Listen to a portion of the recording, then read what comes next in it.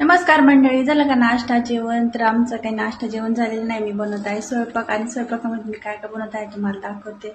मस्त अशी कडक ज्वारीच्या भाकरी, तास वांग ठेवलेलं आहे भाजायला.